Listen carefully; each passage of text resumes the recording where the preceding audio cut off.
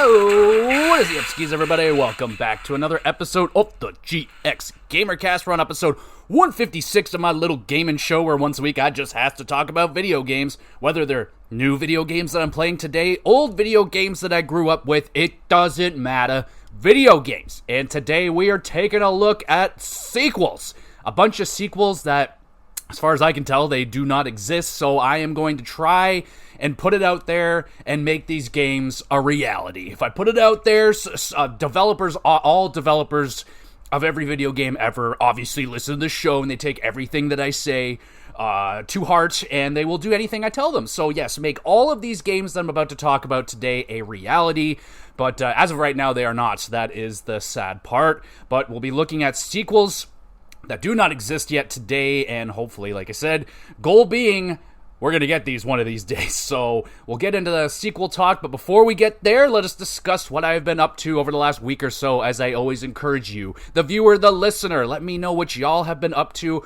over whatever amount of time, doesn't matter. What games are you diving into right now? What movies have you seen lately? And are you diving into any binge watching on the old streaming services? Let me know what y'all are up to as I let you know what I've been up to. We got a couple of movies, a couple of sequels, if you will, on the docket in terms of movies. Let's start off with Happy Gilmore numéro 2. That is the number 2 in French, if you will. But Happy Gilmore 2. Now, I imagine a lot of us watch Happy Gilmore, the original. Loved it. Absolutely love it. One of my favorite Adam Sandler movies. I can't really decide what my favorite one is, but I will stay with was, because Adam Sandler now, definitely not on the tier that he used to be when I was a kid. I would definitely throw him in there to the Jim Carreys, Mike Myers, Eddie Murphys. I would throw Adam Sandler in there, as well as another one of my favorite comedian actors. I loved Adam Sandler movies. I watched so many of them. I have not seen The Wedding Singer, which is probably pretty fucked up. I have not seen Punch Drunk Love before. Other than that, I've pretty much seen most of the really, well-known ones. Big Daddy's top up there. Waterboy I've seen more times than I like to admit. Mr. Deeds, 50 First Dates. A lot of these I went to see in theaters, like when they were out, man. Like I was an Adam Sandler mark. Up until, I feel like Click was maybe in and around the area he started to drop off. I loved Click, don't get me wrong, but around that area, that's where Adam Sandler started to lose his luster with myself and my family. We used to all love Adam. Anyway, Happy Gilmore 2. Expectations very low for this movie because, it's a 50-50 shot. It's rather these sequels that have been, it's been over 10, 15, 20 years since we've had the original. Now, 20 years later, we're going to do a sequel, and I had my expectations very low, like for A Christmas Story, the sequel to that, and it was actually awesome. And then Happy Gilmore 2, also pretty freaking good, man. I was surprised. I liked this movie. I heard, the reviews were pretty good. I was like, all right, that's a lot better than I was expecting. I did see that the hockey guy reviewed it, and I know he's the hockey guy, and he's reviewing a movie, but he's a big Adam Sandler guy, and he didn't like it at all. So I was like, interesting. So I watched it. I really liked it, man. I really enjoyed MJF and Becky Lynch being in more so MJF's character. He was in it a lot more. Becky Lynch showed up like towards the end of the movie. Didn't really have a lot to do or say, but it was good, man. There were some funny parts to it. There was definitely some jokes that just did not hit. I don't know them off the top of my head. One of my favorite parts of the movie, very small part, but it just shows like how Happy's character has raised his family, and like he's in the car trying to start it, it won't start, and he's like, piece of shit, and he like punches the car, and then all 4 of his boys are all around the car and they start beating the shit out of the car. Might have been my favorite part of the movie. Freaking hilarious. Shooter McGavin's in this one, so lots of good callbacks to the original movie that I liked. Yeah, man, I was pleasantly surprised with this one. I'd hit it with a 7 out of 10, watch it with my wife, we were both giggling. Good family, Friday night watch with the fam movie. It doesn't matter. Just watch the movie. It was pretty freaking good. If you liked Happy Gilmore and you don't have a stick up your bum, just relax, watch this movie. It's a good time. You have some laughs. And then I watched another sequel, technically, I think the 5th movie in this franchise, maybe the 6th. and that is Final Destination Bloodlines. Ooh, this one dropped on, I think it was on Prime. Actually, I'm pretty sure it's on Amazon Prime. This one just dropped. I was a huge Final Destination guy. Loved the first two movies. Went to see the third one in theaters, and it was like, it was okay. Not definitely the weakest of the three that I watched up until that point. And they were kind of freaky. Like, these movies kind of freak me out because, like, if I can draw a line to reality, like, if you don't know the concept of Final Destination, basically, death is coming for you, and death he's doing his thing. He's claiming lives, and sometimes he likes to claim lives in dramatic fashion, whether it be a massive airplane crash or a huge pileup on the highway, a roller coaster breaking down, or in the case of Bloodlines, a fucking skyscraper falling apart was just sensational, man. This movie bangs. Absolutely bangs. I think this is my favorite Final Destination movie. I didn't watch, The Final Destination or whatever. I haven't seen any of them after the third movie. Just not interested anymore. But this one, brought me right back in. Love the feel of this movie. A little bit of comedy in there. The kills were fucking sensational. It did get a little samey, though, with the way that they were killing people, where it'd be like, oh, you got this revolving door, and there's like a lot of emphasis on the revolving door, like something's gonna happen with this door, but it's actually something else in the background. It makes you think something with the revolving door is gonna happen, but it's like something else. They draw from that well a couple of times, which is like, fine, it's okay. I would have liked a little more creativity in there, but the kills were excellent. Starting with the first major, the big disaster with the skyscraper falling down was excellent. Absolutely excellent.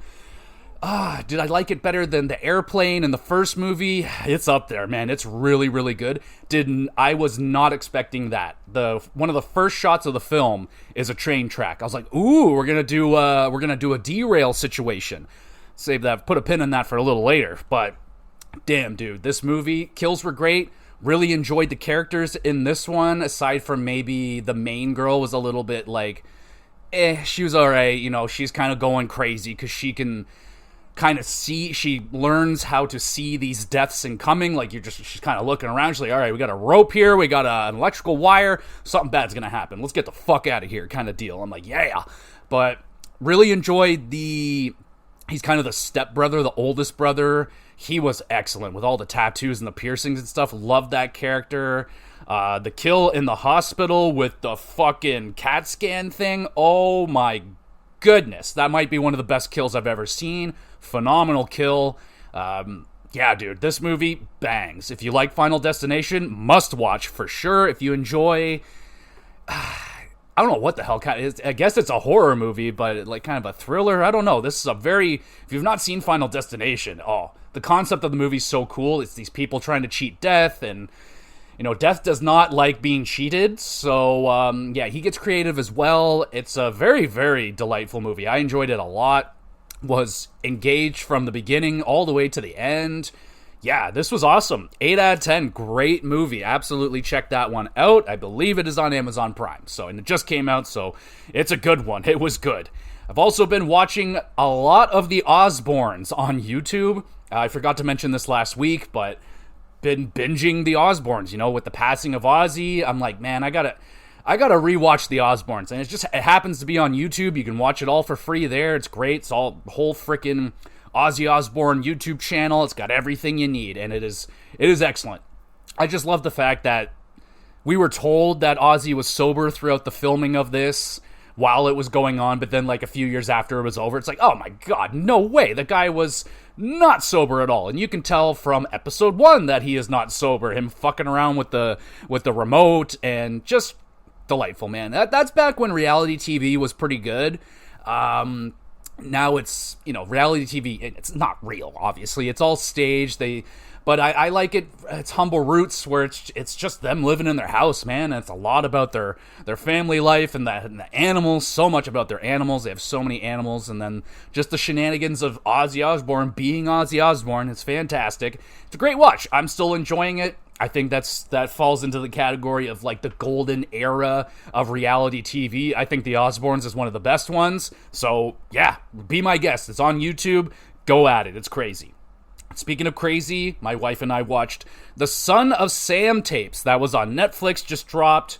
I know a lot about the Son of Sam. Well, I'm not like an expert or anything, but I've seen tons of YouTube videos on this guy, the Son of Sam killer, what do they call him? The 44 Magnum killer, all this stuff. So this guy's just running a rampage back in the 70s in New York City. And man, like, what a different, like, even though like the 70s is like, what, 40, 50 years ago, well, how different the world was back then, and how, I'm not going to say it was easy to get away with murder, but it is nothing like it was. Like, if this was going on today, the guy would be stopped, found, put in a prison cell within the hour. There's so many cameras and everything, but back then, man, back in the 70s, nothing. It was way more challenging to catch a serial killer, and it was really cool to, see how they were doing it, and they have a lot of interviews with the Son of Sam, the actual guy, and a lot of good,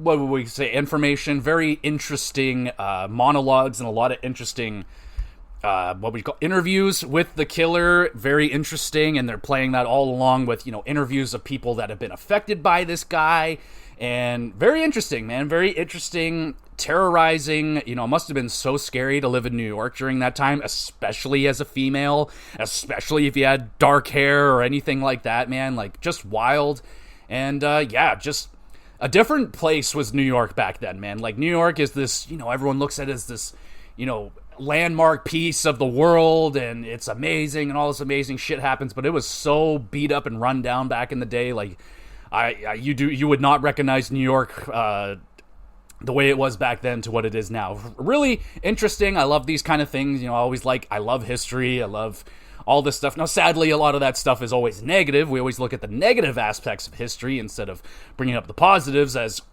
more often. But hey, I get it. It's all about it's more interesting to watch this kind of content than happy content. That's just the way that the world is. We're all sick fucks. But hey, Son of Sam, the tapes or whatever, pretty good watch.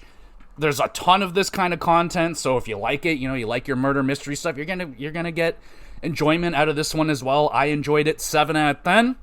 And let's talk about SummerSlam. Since that did go down, I watched it, took fucking forever. It's 2-night event now, and same problems that I have with WrestleMania being 2 nights, you water down your product. Like, you could have one amazing night and have all the amazing things in there and it just be amazing, or now they like to split it in half, water it down. You get half of the matches on SummerSlam were just matches you would see on a SmackDown, Monday Night Raw. Nothing special at all, especially Night 1. Night 1 was pretty bad. Aside from the craziness that went down at the end of the night, if that didn't go down, that would have probably went down as one of the worst nights of SummerSlam. In my opinion, it was, 3 tag matches to start off the show? Like, I was like, who is pacing out this show? What the fuck? And yeah, man, like, if they didn't have that, what I felt, I'm not going to say it was predictable, but with the timing of the show, I just knew something was going to go down there. I liked the surprise of how it went down. Seth faking the injury, and he pulls off, what did they call it this time? The ruse of the century. So, like, Seth Rollins has had so many great cash-ins, legendary cash-ins. This is another really, really good one, and it saved Night 1 of SummerSlam from just being so mediocre and just blah. But then Night 2 was amazing. Was excellent. They had a street fight. They had the insane TLC match, which was fucking phenomenal. And you knew it was going to be phenomenal because the Hardy Boys and the Dudley Boys were in the building watching this match. So you knew they were going to go all out. And they did. That was, man, they've had some really good TLCs lately. They had one not that long ago, like the night after WrestleMania or the night before WrestleMania. They had an amazing TLC. They've did it again. Had another amazing TLC at SummerSlam. Tons of big bumps. Match of the night, match of the weekend, of course, without a doubt. And what else did they have? Didn't they had a steel cage match as well. Like, again, who was pacing out this show? Why didn't you put some of the fun stuff on Night 1 instead of having all tag team matches and just crap, absolute crap? But then you get to finish off with the hugest shock of the weekend as Brock Lesnar's return. I did not see that coming. I did not expect to see Brock Lesnar in the WWE ever again. With all these allegations around this man, I was stunned to see him show up there yet again.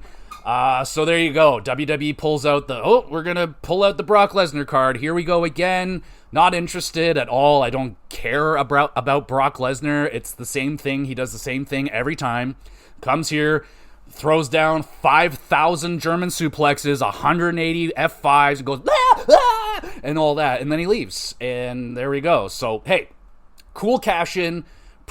I would say it was a good SummerSlam overall, but just stop with the 2-night crap. Like, I get it. It's great. You get more people on the show. You get more exposure. That's awesome, but you're watering down the product, and it's not good. So it would have been a lot better if they just took that cash-in moment from night 1 and you slide that in and you put it into night 2. You would have had a 9 out of 10 SummerSlam. There would have been so many good moments, and they just they wanted to water it down and spread it across 2 nights and make a lot more money, and that's sadly the way we're going. I will not be surprised when we go to 2-night Survivor Series, War Games, we go to 2-night Money in the Banks, we go to 2-night, what else could they do, 2-night Elimination Chambers, whatever they can do to split them up, they're probably going to do it. I will not be shocked when we get to a year or so from now, and every WWE pay-per-view is a 2-night event. WrestleMania is a week-long event now all of a sudden, and it's going to be awful. It's going to be absolutely awful. It's great for the wrestlers. Like, I see the opportunity for them, more money, more exposure. That's great, but they're not utilizing it properly. Like, you're putting on matches that are exactly what you're seeing on Friday night television, boring, nothing special going on. Oh, and I need to mention the terrible, absolutely terrible, what's that guy's name? Jelly Roll, freaking, oh my goodness, that was terrible. Terrible, absolutely brutal. It was just Jelly Roll getting the shit kicked out of him for like 10 minutes. You do get that amazing bump from Logan Paul doing the big frog splash on the announce table. That was awesome. Can't take that away. It was friggin' awesome. But that match sucked. It sucked so bad. I wanted nothing to do with Jelly Roll. Like, the dude's cool and everything, but no, it didn't work. Didn't work at all. He just doesn't have it. I'm sorry, but I'm a little spoiled now with the likes of Logan Paul and Bad Bunny coming in and doing what they did. I was blown away, and Jelly Roll just kind of reminds me of what it used to be like with celebrities. They come in, it's not very good. What are we doing here? Again, I get it. You got all these eyes watching. Yeah, you're going to want a guy like Jelly Roll on the show, but still. Just hurt the product for the hardcore fans like me and my wife and so many others. So, didn't like, there's definitely some lows to SummerSlam, but there's some good highs. So, if you didn't watch the whole thing, don't watch the whole thing. Just skip to the main event of night 1. And I would say most of night 2 was worth your while. It was a pretty damn good show. But, not a fan of the 2-night thing. Absolutely not. Let's talk some video games finally. We're playing through, we're still playing some Kirby.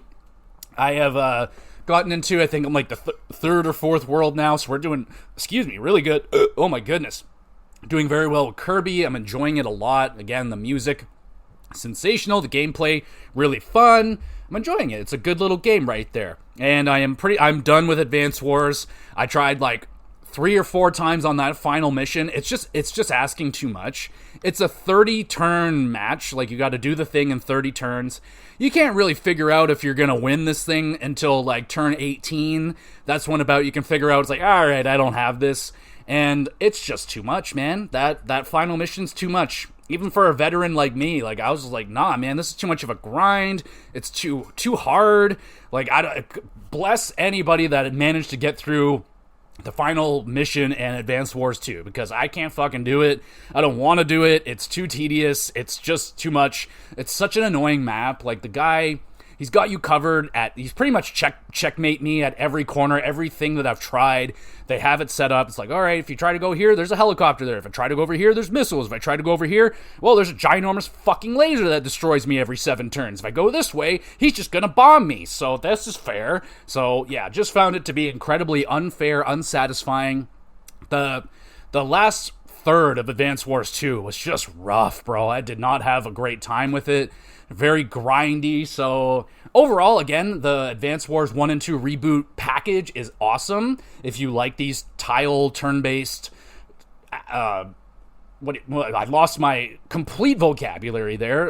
You're looking for grid-based, turn-based strategy not RPGs, but strategy-based games. Yeah, it's probably one of the best on the console right now, and 2-for-1 deal. You can't go wrong. Buy it on sale for $50. yeah, I would recommend Advance Wars Reboot Camp. I'd hit that with a solid 8 out of 10.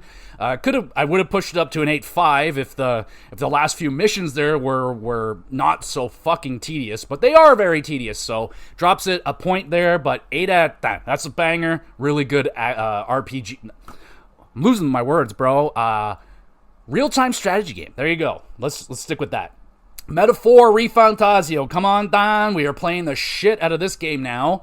I'm still not liking it as much as Persona. I'm liking it. I'm definitely liking the game, but it's not Persona, and that's okay. I went in knowing that. I didn't really go in with any expectations other than it's an Atlas game. I'm going to enjoy myself a lot. Probably about 30 hours in now or so, and yep, it's good. Going through dungeons, building relationships, doing the thing, man. It's getting into the loop. It's fun. It's just, yeah, it's missing.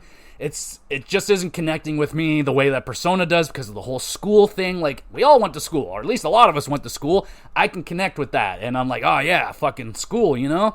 But missing that connection with Metaphor Refantasio. Right now, if I had to score it today, I'd probably hit it with like an 8.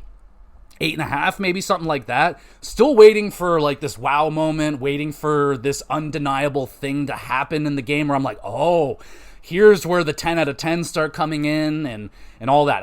I've not experienced that moment yet. I'm waiting patiently. I don't know how far into the game I'm doing well, though. I would maybe 40-50% through the main story. I'm not sure. These games are very hard to judge. They say, yeah, you could beat it in like 60 some odd hours. Yeah, right. It's going to be like 100. So we'll see. I'm still enjoying Metaphor. Still having trouble, like, you know, playing it late at night. I'm like, oh, I'm dozing off here. There's a lot of reading. So much freaking reading. And holy crap. Too much reading, man. There's just so, like, there's a lot of voice acting too, but I feel like it's almost like a 50-50 thing here, man. Like, it's 50% reading, 50% I get to hear some voice acting. I'm like, man, there's a lot more reading than I was hoping for, and it's making me dozy, making me a little sleepy. But anyway, still enjoying Metaphor Refantasio. I'm just waiting for it to take that next step, and I hope it's going to. If it just stays like this, I'm going to be a little bit underwhelmed if this is the path that we're going down. I'm like, okay, I'm like, just not really seeing what the hype was all about right yet. But we'll see. I'm still playing it, not done with it yet, but yeah, that's all I've been playing right now. And yeah, that's it. Let's get into some sequel talk. Make sure you let me know sequels you would like to have and all that great stuff. Let's get into sequel talk.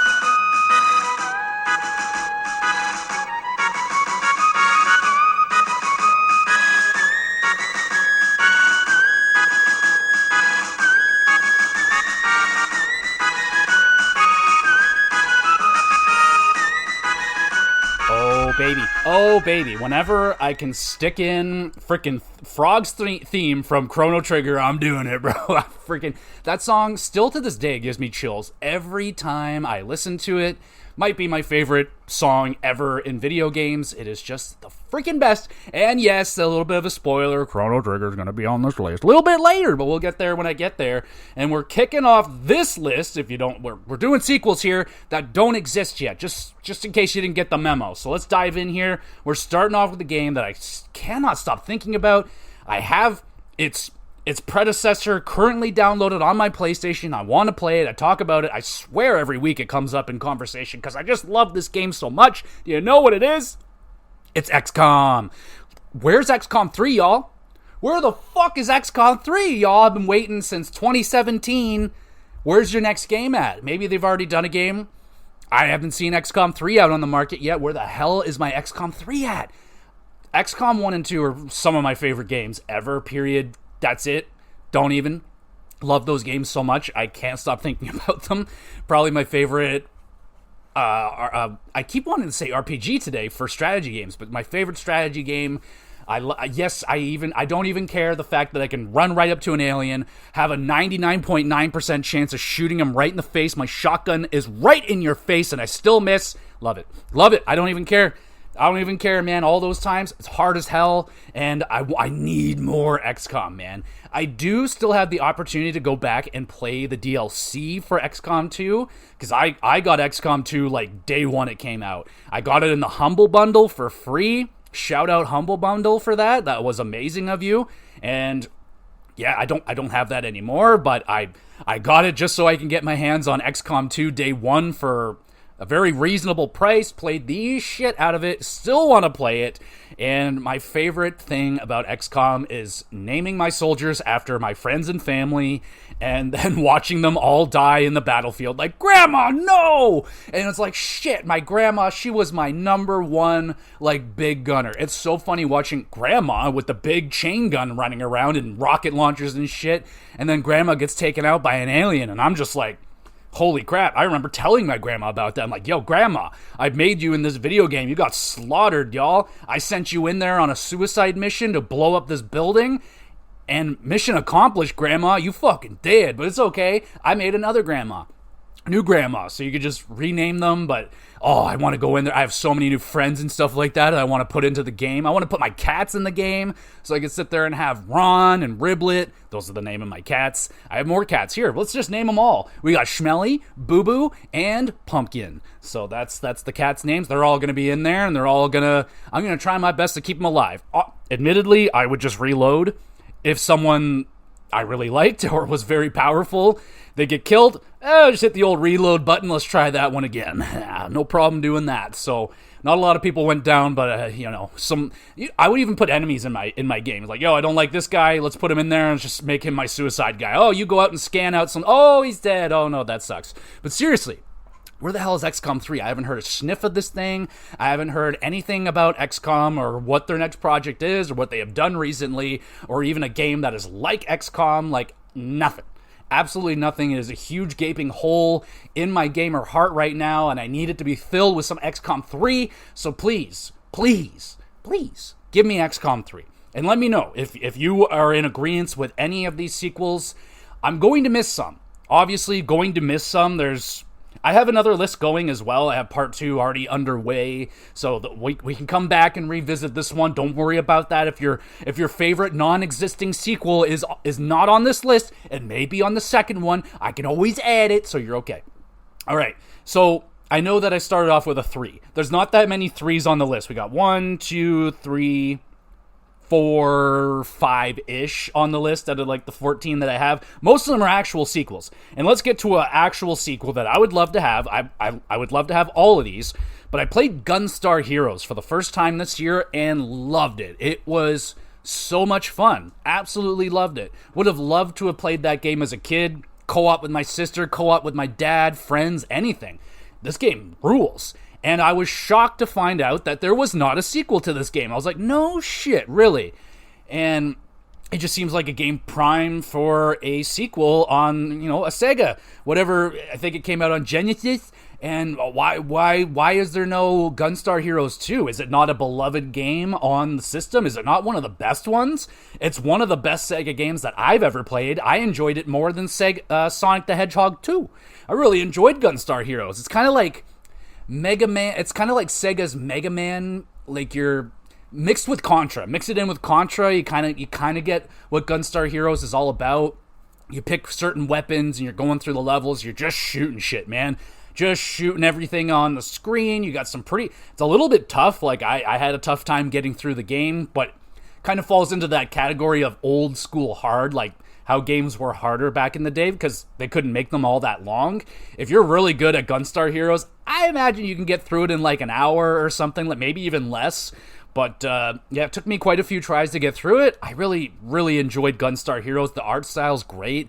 I think it's a game that you can bring into today's world, have an indie studio do it, have someone do it, and I think it'd be great.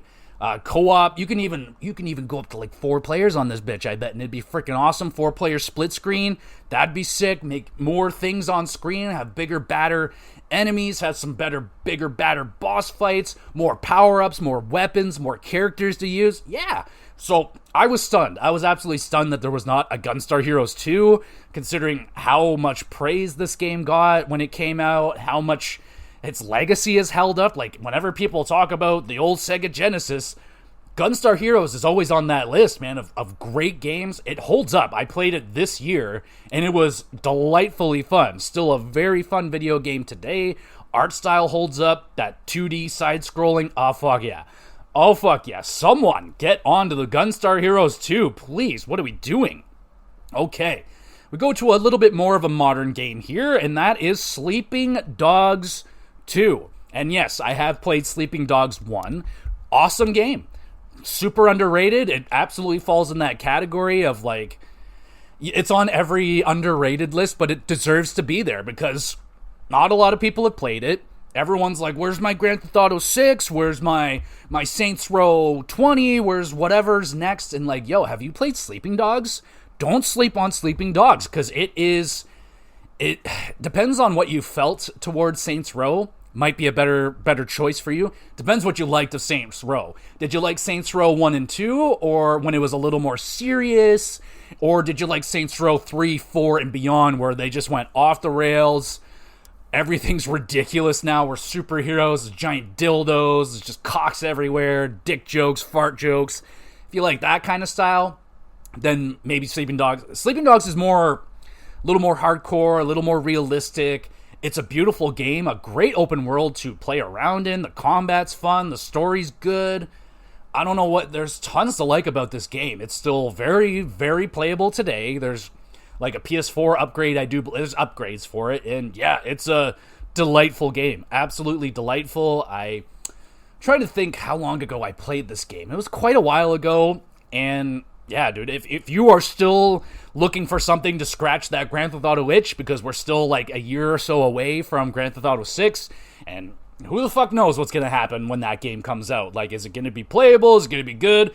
We hope so. We absolutely hope so, but if you're looking for something, dude, Sleeping Dogs is probably the best game that is not Grand Theft Auto in that genre. Sleeping Dogs is unreal, and it's I feel like we're getting closer to the sequel, because as the years go by, it's gaining more and more momentum. Like, more people seem to be going back and playing it because of the lack of Grand Theft Auto style games on the market. Why not go back? And it's so cheap now, you can get it. I could see you easily getting this game for well under $20. Like, I forget what I paid for it. If I even paid for it, might have been free on one of the services. I don't know. Absolutely worth checking out. Very, very, very good game. And we'll hold you over until we eventually get a Grand Theft Auto game. All right, let's go to one that is probably on most of these lists, and that is Banjo 3. And no, Nuts and Bolts does not count. That was not Banjo 3. It was not called Banjo 3, so we still don't have an official Banjo-Kazooie 3. And I think, you know, with games like Astrobot coming out and being so successful in the way of critical response, won a bunch of Game of the Year awards, was beloved. Like, it's a beloved video game. It's just, it didn't sell the way that they wanted to. Now, I think that's just because of the market, man. Video games are insanely expensive right now. I talk about it all the time, me, a Canadian, and they just went up again in price. So now we're looking at probably around $115 to $120 for a brand new video game in Canada after taxes. So pretty fucking outrageous. And even for games like Astrobot, 10 out of 10 across the board. Everybody fucking loves this game. Your grandma gonna love it. Everybody's gonna love it. Your sister's gonna play this game with you. Like, everyone loves this game, but it's only so long. You could probably get like 12 to 15 hours out of it. Yeah, you can replay it, but like, what's the point of replaying the game after you collected everything? It seems like a fairly obtainable platinum. Generally, when I get a platinum on a game, I'm done with it. Like, that's it. I probably won't play it ever again, or at least for a very, very, very, very long time. So for me, being a gamer in this modern world, $115 to $120 for 12-ish, 15 hours-ish of, yes, excellent Game of the Year worthy gameplay, it just doesn't add up, you know? It just doesn't add up. The math ain't mathin' for me. It's not enough. It's too much money, so I gotta wait for sales on these kind of games. And it hurts me when those articles come out and they're like, oh, Sony execs say, you know, well, we're disappointed with the sales of Astrobot, and that makes me worried about sequels for these games. But I think we're definitely gonna get a sequel to Astrobot. I think that is just a series just scratching the surface of what it's going to be. I think it could absolutely reach the heights of Mario for Sony, if they play their cards right. If they announce, oh, we're doing Astrobot live service game, we're fucked. But if they continue to do what they're doing, give us banger platformers, you're going to do fine. And honestly, there's not that many on the market. Like, they have their 3D platformers. Like, I really can't think of a whole lot. Like, Yooka-Laylee, that came out a long fucking time ago. I keep hearing about this Nico Dorico game, but I don't know what the fuck that is. So, like, where are our 3D platformers, man? There's not that many of them out there. Look at Donkey Kong Bonanza. Like, I know it's kind of the Nintendo market. They kind of have it cornered, but look at the success of Astrobot.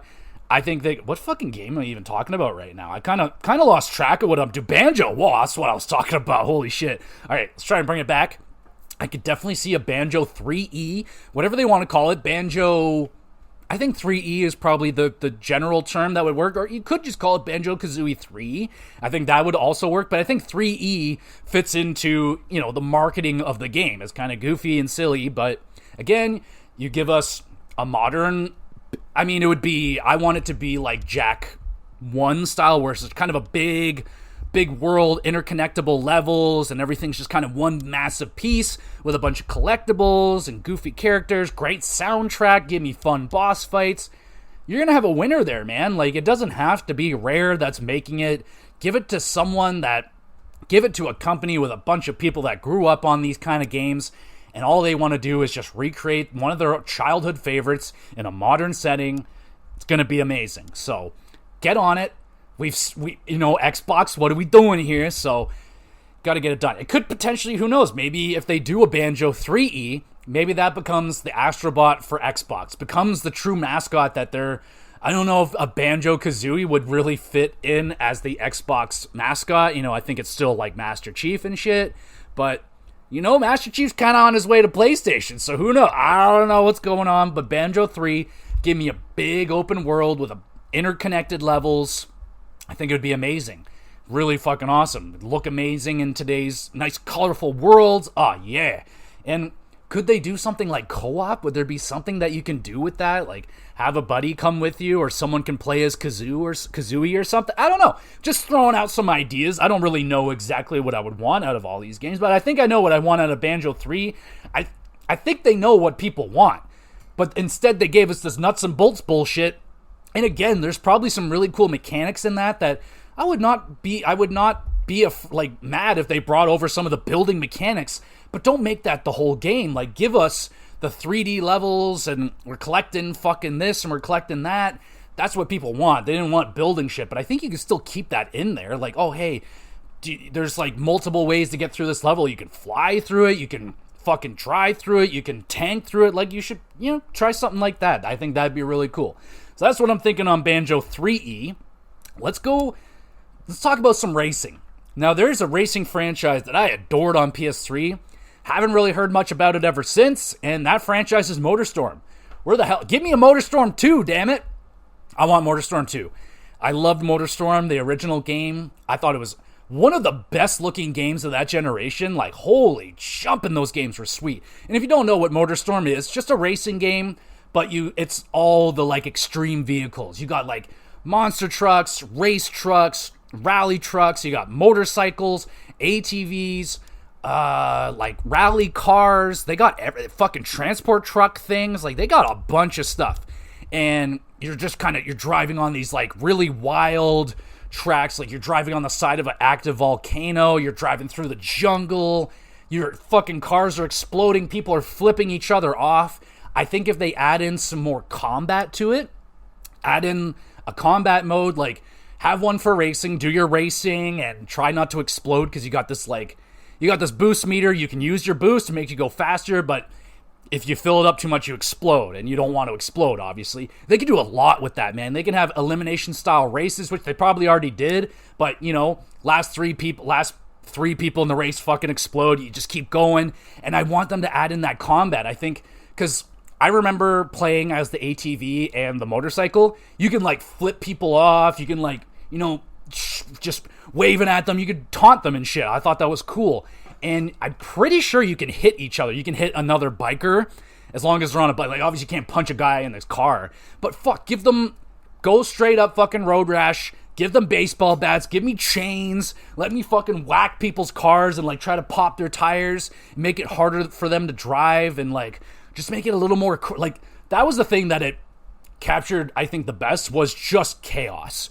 You got these, like, 12 or 16 people races, all these different types of vehicles and different routes too. You have like motorcycle routes. Like if you're driving a motorcycle, take this route, bro. There's this little ramp you can go down just for motorcycles. And it's like, yeah, I can do this. Or it's like, oh, here's a big thing for monster trucks. You can smash through this and like interact with the level itself. Like, I don't know, you could do something like go up this spiral fucking staircase or something. It's like falling apart. If too many cars go on it, it falls apart. You can't use that spot anymore. Like, do cool shit like that, bro.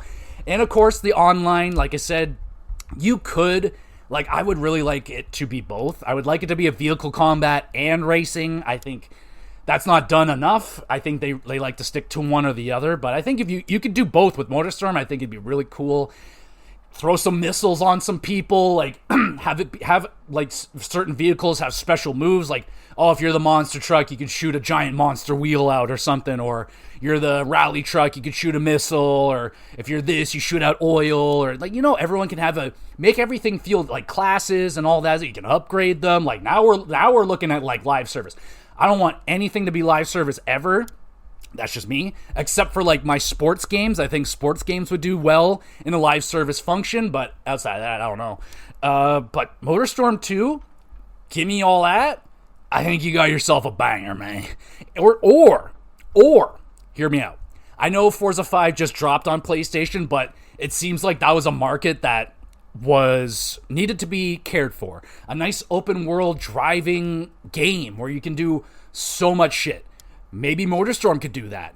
Give me a giant island with active volcanoes and fucking windstorms and typhoons, crazy weather, and just give me this giant island that I can be on doing races, extreme jumps, extreme stunts. You know what I'm saying? I think that would be fucking awesome. And then have it, just this big open drivable world where you can just go around, maybe find different bikes, find different vehicles, challenge people to races. Oh man, yeah, I think that would work very, very well. And how beautiful the game was, like, oh yeah. And then you have different islands. You have the tropical island, like they had, what was the second game called? I don't remember what it was called. It was something. And they also had some on PSP. I know my wife was a big fan of the PSP games. I never played them, but I still think about MotorStorm and why it didn't continue. I thought they were such great games. Love them. So I would love to see MotorStorm come back on my PS5. Crazy 4K graphics and explosions and just, oh man, I miss MotorStorm. That game was so freaking fun. All right, what do we got next? Metal Gear Rising 2. What's up with that? Now, I played Metal Gear Rising for the first time last year. I think it was last year. Hard as hell video game. Now give it to Platinum again. I believe Platinum were the ones that made it. Give it to them, the guys behind Bayonetta. I believe the new Ninja Gaiden 4, I believe that's also Platinum.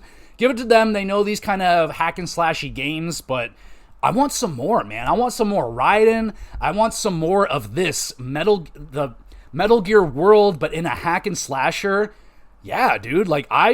And not only that, but Metal Gear Solid Rising 1 was a rather short game. It was only like 6-7 hours. It depends on how much that game would kick your ass. I would love to see another one. Build on the story. Keep building up Raiden as one of the most badass cyborg ninjas in the history of history. And I think that'd be really fun. And bring back that mechanic, man. The slicing mechanic was just so freaking satisfying. How you go into slow motion and you can just take that katana and you can dice up your enemies any way you want. Sashimi style, sushi, just chop them up into little diced onions. You chop off their leg, their head, their face, their eyes, their nose, neck, shoulder, fingers, whatever. Just chop them up. It is such a fun mechanic, and I would love to see them build on it. I don't know what else you can do with it. Maybe give me some different weapons. Maybe try guns. Like maybe you can do something cool with guns, and I can shoot 2 bullets right in their eye sockets. Like I think that could be really cool. I don't know, man. But all I know is I want more of that mechanic. The slicing and dicing mechanics, so much fun. Give me more frenetic, hard as hell bosses that are just, oh man, Senator Armstrong, man, holy shit. And that's not the only hard boss in the game. The whole fucking game is hard. The first boss, I remember, took me quite a bit to get through. So that game, front to back, hard as hell, but I really dug it, man. I love the style of it. And Platinum. Like, if you ever played a Bayonetta game, like, they got the pizzazz, bro. They got pizzazz out the yin-yang, so I want Platinum. Give me the Metal Gear Solid 2. Metal Gear Rising 2, hell yeah, that would be a lot of fun. Make it a little longer, and I don't know what else you can add to that game, just make it a really good action hack and slasher. What else could you do with that? Like, what other, I like that Ghost of Tsushima did that kind of online raid mode thing. Could that work in a Metal Gear Rising where you have like 4 cyborg ninjas and you're just going up against waves of fucking people? Maybe that could be really fun. I don't know. Just trying to put a little meat on the bone to that game. But let's move on. Let us go now to Left 4 Dead 3. I know we got Back 4 Blood, but Back 4 Blood was not Left 4 Dead 3. That was a spiritual successor, and it sucked. I didn't like it. I played it once. Immediately, it just felt wrong. I didn't like the way that the gameplay felt. It felt... I don't know what... I was extremely sick when I was playing it, so that might have been playing into the effects, but still... The homies, they played it for like 1 or 2 nights more after that, and they're like, nah, it's not it. We need Left 4 Dead back, man. We need Left 4 Dead 3. It's been a very long time. Just bring back all the characters, bring back all the maps, even put in some modding shit. Like, if I know there's a big modding community, bring some of that shit in, and then give us new stuff. Give us new characters, new maps, some new weapons, some new zombie types, and I don't know what else could you add to that game that they've... like, Left 4 Dead 2 is kind of like the end product. Like, what more can you add to it other than just more maps, more characters, more this, more that? But we want it, man. We want it. Where people are tired. Like, there's still a community of Left 4 Dead 2 people playing on Steam. So, like, obviously there's a market for it. That Back 4 Blood... What other... Wow, man, there's another one. I know it wasn't exactly the same, but they have those other kind of games where you're playing as the enemy and you're going up against people. Evolved, I think it was called. Yeah, that game was... Oof, that one failed, but I think you would have the built-in fan base if you announced the Left 4 Dead 3, even in this crazy online market where it'd be very hard to get an audience. I think with a well-known IP like Left 4 Dead, I think you would get the people coming. That is what she said. Also, I think another good idea would, continue with the modding thing. Let people create their own levels. Let people create their own, let me put the enemies here. Okay, I want a hunter to attack here at this time. I want a charger to plow through here. I want a tank over here. And I don't know, maybe you can like play your creations. Like, okay, I'm going to play the tank in my own creation. I'm going to let people play my own levels. Like, is there something there? I don't know, maybe. But let's move on now. I definitely would love to see Left 4 Dead 3. But what about Fusion Frenzy? How come there's no more Fusion Frenzy? Fusion Frenzy 2. Come on. Now, I know this would probably be a live service game today, kind of like maybe like a Fall Guys type situation, where you could just make it like an online, what's that shit? Wipeout? Make it like Wipeout meets Fear Factor meets like the Challenge or something. You have a bunch of people. I think the original game, it was 4 people. You can amp that up all the way to like fucking 60, 100 people on a map. And for certain things, you don't have to have 100 for all of them, but you can keep it a party game too with 4 to 6 to 8 to 12 people, maybe something like that. Maybe different maps to have more or less people. You can have a battle royale map where, who knows, pick a famous game from Fusion Frenzy, whether it be like the tower climb where you're just going up this spiraling tower and you gotta jump or duck or something else and see who lasts the longest. You can have it like a trial thing, like have like 3 contests, like, all right, top 3 in the fucking this and that, they move on to the final one, and then it's a final battle with the balls. You're in the cage balls, and it's like this big platform with like, a bunch of obstacles happening, flames shooting up. You can have like ramps that'll like launch you up into the air and just kind of fuck you up. I'm shocked.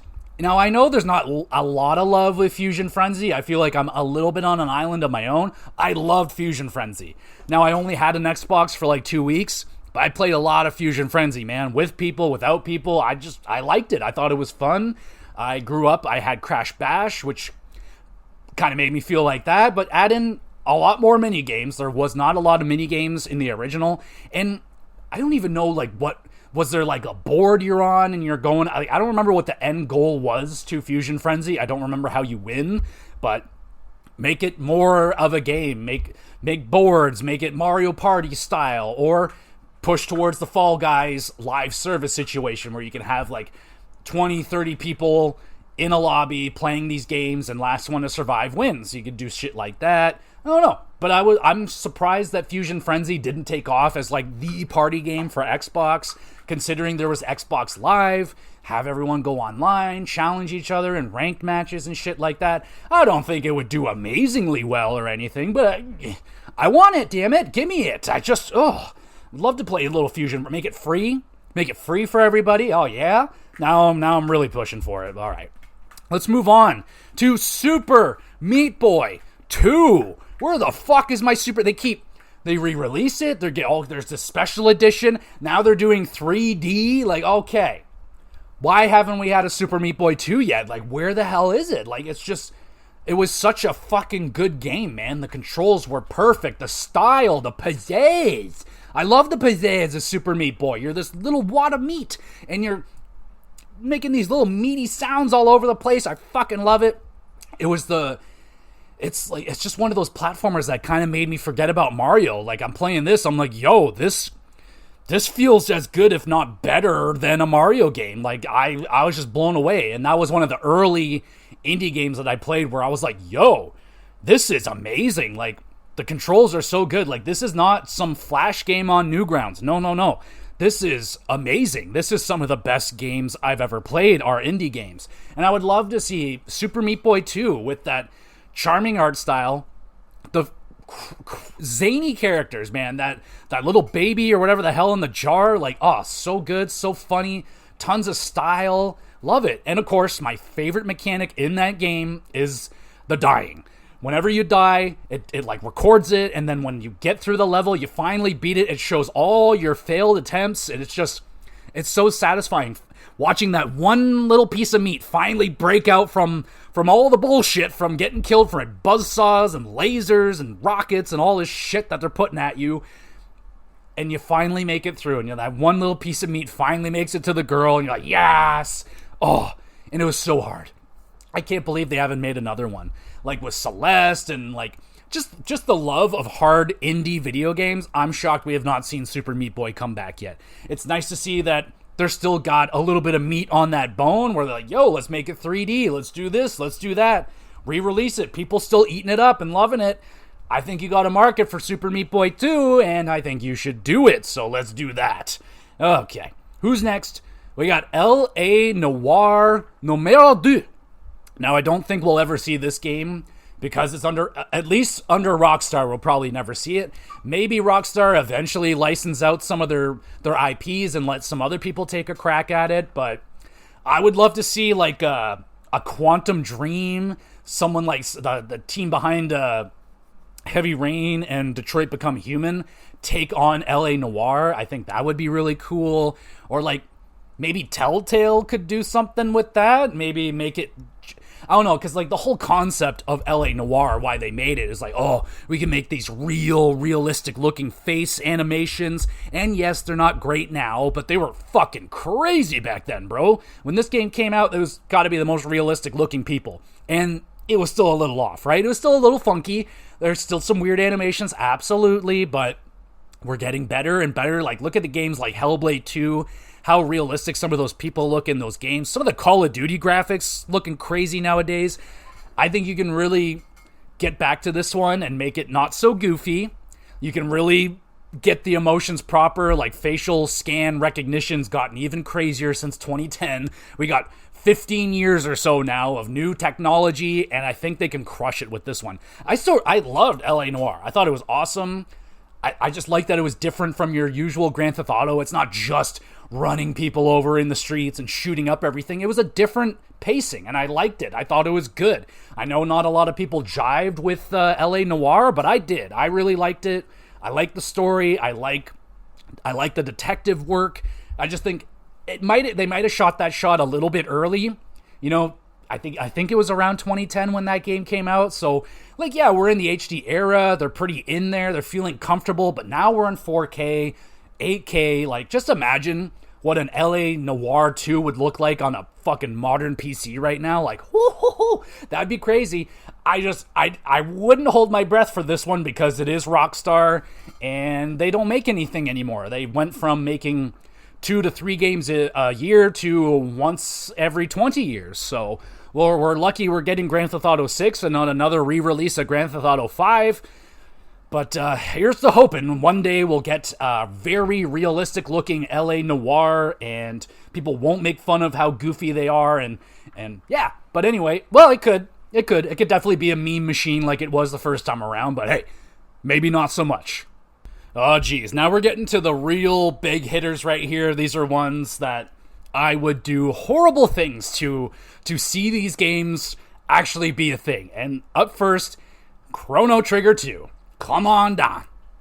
Now, what you could do with Chrono Trigger, put it in a more modern setting instead of like, I think the original game was kind of like medieval setting. Maybe even start it off in the future or a modern setting like 2020 or whatever like that. Put it in a modern setting, have us go into the future. Like, it's all about time travel, right? So there's tons of places you can go and go back to and do wacky shit. Now, I don't think it would have to include the characters of Chrono and Frog and all them. Maybe it's their kids. Maybe it's like a Back to the Future style thing where like you're playing a story as Chrono, or maybe you're trying to like stop the events of Chrono Trigger 1 and you're doing that kind of thing. That would take a ton of skill to write a story like that, but maybe they can do it. All I want is for Chrono Trigger to come back in that 2D 3D art style that they've been doing, the Live Alives and stuff like that. Put it in that modern art style and just give me a new story, man. Like, let's have another thing happen where some other new girl goes into the future this time. We got to go ahead of time or whatever the fuck, man, and shit goes wrong. Like, there's so many stories that you can tell in all these different timelines, right? I think it's just endless. Like, I'm not really shocked that they haven't gotten to another Chrono. Like, I know there's Chrono Cross. I've never played it, so I don't really know anything about that game other than it didn't really run very well. Other than that, but I want another story. Preferably, I would like all my returning characters. I want Robo back. I want fucking Chrono. I want Frog. I want Luca. I want all my people back, and to give me another new story, that would be sick. You know, I don't think it's ever going to happen. I feel like Chrono Trigger is a one and done. We'll probably get a remake of it at some point, but I think that's kind of where that'll be. It's its own story. But it would be awesome to have another game, multiple endings, you know, or even do it in like a Persona. Like, can you imagine Chrono Trigger by Atlas? Oh my goodness. And like somehow they get like a day cycle thing doing the Persona thing, but to my Chrono Trigger. I'm getting wet. I'm getting sopping wet over here. We're going to have to move on, but what would you do with a Chrono Trigger 2? Like, what would you want it to be? Would you keep it in that 2D, 3D art style? Would you keep it original? Stick with the sprites? Would you 3D it? Would you go completely different? Like, maybe build it up into a Final Fantasy remake situation where it's like fucking, what do you call that? Like action combat, like live action combat, and you're moving with the game. It's not turn-based anymore, but you still have combos be a very, like, an active thing. Like, oh shit, I made eye contact with Frog. We're going up at the same time. We're going to do our special double move together in real time. Like, that could be wild. Now, you would have to find an art style that works, because I don't think a realistic art style would work, having this, like, Frog character around, but maybe it would. Maybe it would work. I don't know. I think there'd be some sort of unique art style they would have to do, but again, what would you do with a Chrono Trigger 2 sequel? Like, what does that game look like in your world? I don't even know. So let's move on. These are I have 2 games here. One's for me, one's for so I don't get crucified. So it's Portal 3 and Half-Life 3. Now, I'm not huge on the Half-Life series. I played a little bit of it, but it ran so bad on the Orange Box. Like, on PS3, there was a lot of loading. So I want to play them. I'll just play them in a better way. I'll find a better way to play them. But yeah, obviously Half-Life 3, it's been on the docket for decades now and has now become a joke. And I feel like Portal 3 is basically in that same joke now, because Valve doesn't make 3s. They've never done it. Half-Life 3 doesn't exist. Portal 3 doesn't exist. Team Fortress 3 does not exist. They don't do 3s, man. I don't know why. It's just a thing they just do not go to. So, personally, if I could pick one, I want Portal 3. I think Portal 2 is one of the greatest games ever made, period. It's probably the best puzzle game ever made, period. And I want more of that. I want more creativity. And I think there's a lot more they can do with that game, man. Like, the puzzles in Portal 2 are so genius, so fun, so creative. I want more. And there is more. Online, I believe you can download more levels. But, add that to Portal 3. Have people be able to create levels and upload them. They probably already do that, but still, just do it now in a new game. You can continue the story with fucking GLaDOS if you want to, or you can have a whole new character, like they kind of like Wheatley.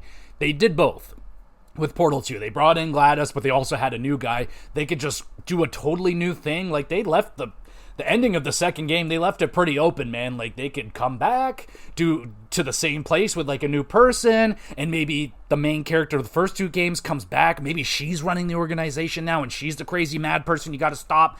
Tons of shit you can do, man. And then Half-Life 3, I mean, goes without saying, they need to tell the next part of that story, right? Story, I don't know, but these are must-haves on the list. Let us move on. Bully 2. Oh man, another game I doubt we're ever going to get from Rockstar unless they give it to someone else to make for them. Give it to the Sleeping Dogs people. I don't know if I trust it in the hands of the Saints Row people anymore, but these games could and should exist, and they should have just been made by third-party people, and we should have Bully 2, we should have Bully 3, and all that stuff. But I think I know what I want Bully 2 to be. Keep the same character. I don't even remember his name. I just played this game last year, and I don't remember. It doesn't matter. Go to college. We're in college now, doing the college thing. We were in high school before. Now we're doing college. We're taking exams. We're fucking going to college parties. We're going to, frat houses and sororities. We're fucking around with that so much. And of course, you could just make the world so much bigger. The open world in Bully 1 was fairly tame. Like, you have the school grounds, you can roam around there, and then kind of like a little city, not even like a little town, I would call it, not a city, a little town. Let's turn that into a big bustling college town, college city, with a bunch of side shit to do, tons of side characters and side quests. Oh, just give me this game, bro. Oh my goodness, it's been too long. We need, or at least remake Bully. Put it into your modern Grand Theft Auto system and all that crap, and make it look amazing, and then millions will be sold, and then you will be sold to make a Bully 2, because it is going to sell so friggin' good. But man, give me more weapons. Is his name Jimmy? I think his name was Jimmy. Bring back Jimmy with a more powerful slingshots, maybe some like more like, I don't know, maybe now he's got a drone that he can fuck with people with. Modernized Bully, man. It's going to be freaking awesome. You know it. So that's got to be on my list for suresy. Up next, we got Legend of the Dragoon 2. Oh yeah, my Legend of Dragoon fans, stand up. Be proud. We love Legend of the Dragoon. I love Legend of the Dragoon. I know there's Legend of Dragoon haters out there, but yo, man, I didn't grow up on Final Fantasy. I grew up on Legend of Dragoon. That was the one I got. So, every kid grew up with one of those fat PS1 games, with multiple discs. That's the one I got. I remember I bought it at a Radio Shack, which doesn't exist anymore. Went to a Radio Shack. I remember my sister and I were looking at this game for weeks. We'd eye up this game. We just look at the cover like, that looks so cool. I want this, Dad, please. And just, no. And then finally, he says yes, and we get it. And childhood made. Love this game. I played it so much as a kid. It took me a long time to finally beat it, but I did finally beat it in like 2006, and it was amazing. I have not gone back to replay the game ever since because I'm scared. I'm scared that it's not going to hold up, and that's fine. I would love to play it. Actually, I think they do. They re-released it on PlayStation 5. I think it does have some quality of life updates. Like, if it has that, give me a fast forward and like a no random battles button. We're good to go. Like, then I can play it again. So if it has that, I would absolutely go through Legend of Dragoon again. And I love the combat. Bring back that combat, that timing. I know people didn't like it, but that's probably because you sucked at it. Once you get good at it, it is so satisfying to like hit those buttons properly, and they are not easy. Some of them very tricky and fast, and bring that fighting system back. Or like, you could make it a an action game, because, I know turn-based is kind of out of style nowadays, but hell, maybe they don't even go that big and they turn it into an art style like Sea of Stars. Bring it, maybe indie-ize the game a little bit, bring down the art style to a more colorful 2D kind of situation, and just have motherfuckers turning into dragoons. Give me some fun, button prompts to press during combat, and yeah, man, I think it could work out really well. I would kind of push it towards that. Make it a 2D, 3D, action RPG, but make it a little smaller in scale. It doesn't need to be a Final Fantasy VII remake style, where it's, huge and millions and hundreds of millions of dollars to make and everything. Nah, we'll probably never... Again, this is another game I doubt we'll ever see the light of day again. I think it'd be shocking if we ever saw a remake or remaster of this game. I don't think Square's all that interested in this series. Don't really know why. I think it's super cool. The dragons and dragoons, and man, I had the toys and everything. Shit, this game was fucking bumping, and I wanted to come back. So that's my pitch. And last, but finally, certainly not least, I hope we get this game. I feel like it could happen. Bloodborne 2. Come on, FromSoft. Give me what I want. We all want it. You're giving us... I know it's probably going to be Elden Ring 2, and I don't know if they'll ever go back. Who knows if they'll ever go back to, the Bloodborne, the Dark Souls style, now that Elden Ring's here, the open world, how successful that was for them. Now they're going down the multiplayer road. Who knows if we ever get the Bloodborne remaster, remake, or if we ever see a sequel to this game. I would love for them to continue down this theming of, galaxies and space, and, it's so fucking cool, man. Bloodborne has the best look of all the games. It is the coolest to look at. Art style is the coolest. That just looks so fucking awesome. I want it to come back. 60 frames per second. Give me it. Another Bloodborne game in this atmosphere. These crazy fucking beasts. The hunters... Oh man, the hunters need to be let out. We need to be hunting again. And we need some Bloodborne 2, baby. But I think that's it, everybody. Now, going through the list, how many of these do I actually feel like we could actually get? XCOM 3, absolutely. Gunstar Heroes 2, I can't see why not. Sleeping Dogs 2, sure. Banjo 3, 50-50. 50-50. Motorstorm 2, probably not. Metal Gear Rising 2, probably not. Left 4 Dead 3, no, because it's a Valve thing, so we don't do threes. Fusion Frenzy 2, I'd say there's a better than 50% chance on that one. Super Meat Boy 2, I'd say there's probably a 75% chance on that one. If this 3D thing does well, maybe they actually do a Super Meat Boy 2. LA Noire 2, I'd say 50-50. Chrono Trigger 2, probably around 0.0001%. Bully 2, probably around a 5% chance. Legend of Dragoon 2, probably 10%. Bloodborne 2, 38% chance. 38% chance on all these games, but let me know what games you want sequels for that do not exist. Don't tell me you want Grand Theft Auto 6, because it's already coming. It's announced it's coming. We know it's... You don't have to say that. So give me something.